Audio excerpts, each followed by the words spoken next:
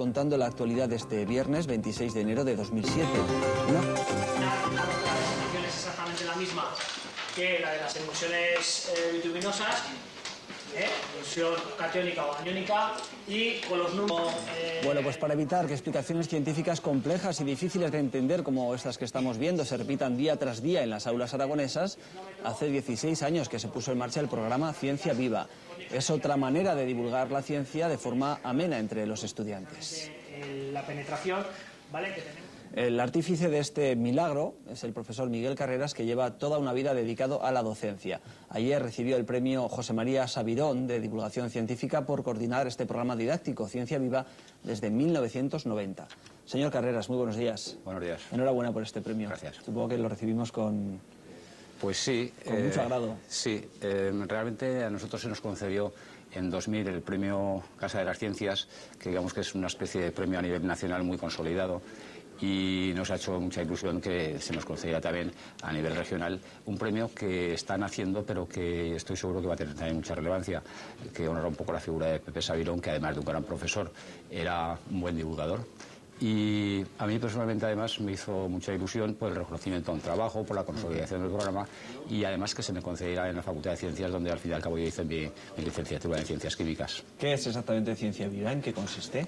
Bueno, digamos que Ciencia Viva no es un programa didáctico, sino más bien es un programa de divulgación científica que nos movemos en el segmento de la enseñanza secundaria, bachillerato, así iniciamos, y también últimamente en primaria, sin descartar algunas colaboraciones que estamos haciendo en el medio rural, participando también en los ayuntamientos, ¿no?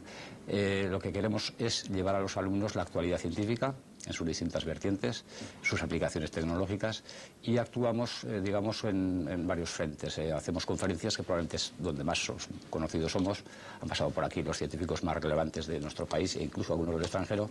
Hacemos también viajes científicos.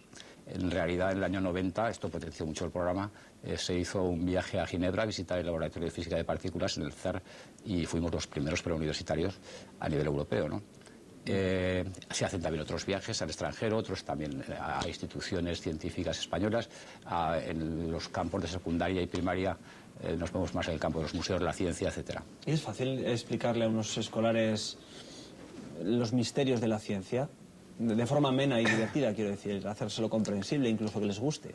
Bien, cuando nosotros comenzamos había poca divulgación. Los científicos estaban poco involucrados. En la actualidad, sin embargo, pues no es así. No solamente los divulgadores, que ha aumentado el número, sino los propios científicos han visto el interés que tiene en que la gente conozca pues lo que están investigando, ¿no?, de primera mano.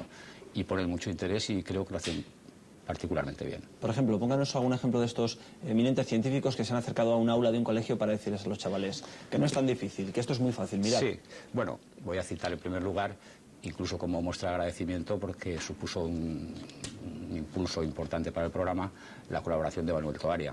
Manuel Toaria es un conocido divulgador de la ciencia, es una persona muy ilusionada con la ciencia, que esa ilusión además la transmite, ¿no?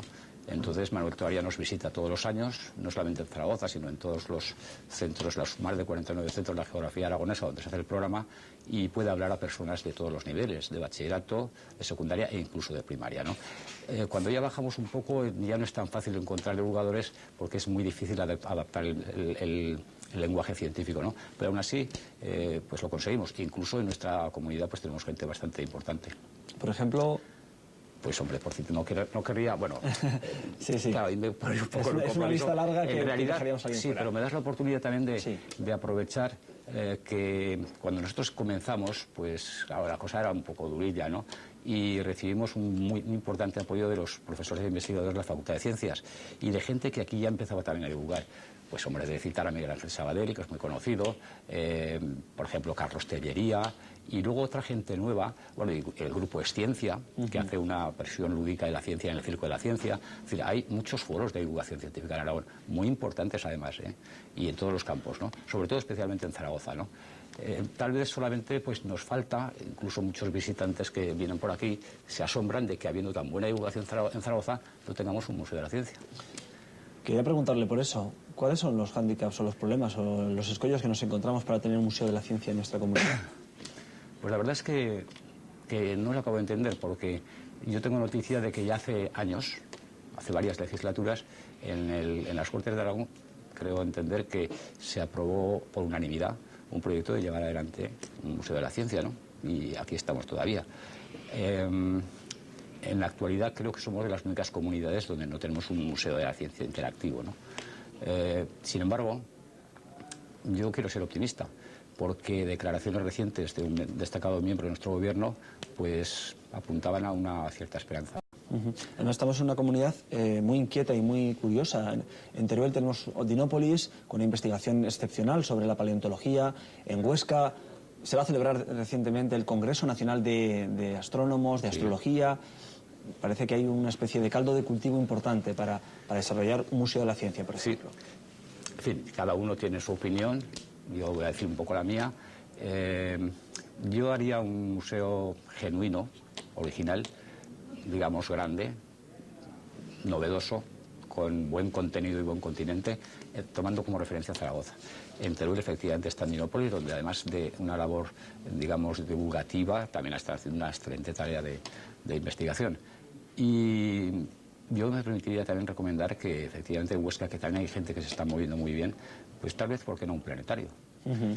Sin descartar aprovechar los materiales que tenemos por ahí dispersos y hacer una especie de red de museos públicos al estilo de Cataluña y que funcionan muy bien.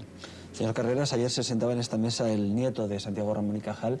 ¿Podría ser Ramón y Cajal una referencia científica para todos los escolares que están interesados en seguir su desarrollo profesional por la ciencia? Sí, que duda cabe que Cajal es, sin duda, es el mejor científico que hemos tenido en todos los tiempos.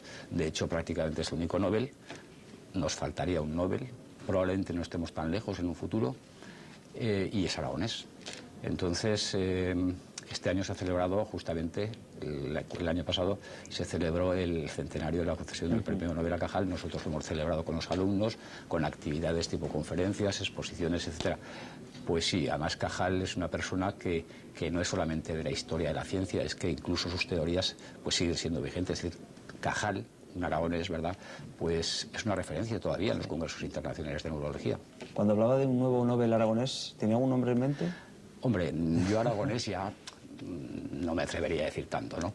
Pero sí que yo por la gente que hablo, que vienen aquí y demás, pues me comentan que hay algunas figuras que probablemente podrían en un futuro darnos la alegría de un Nobel para España, concretamente más bien en el campo de física, ha habido nombrar, se habla de Sirac, que ha estado aquí por Zaragoza. Nosotros intentaremos traer el año que viene con nuestros alumnos, y bueno, pero puede haber otros. Es decir, el nivel de la ciencia en España yo creo que ha subido. El Nobel todavía tal vez esté un poco lejano, pero no mucho. Miguel Carreras, gracias por estar con nosotros y enhorabuena por el premio recién concedido. Claro, gracias a vosotros.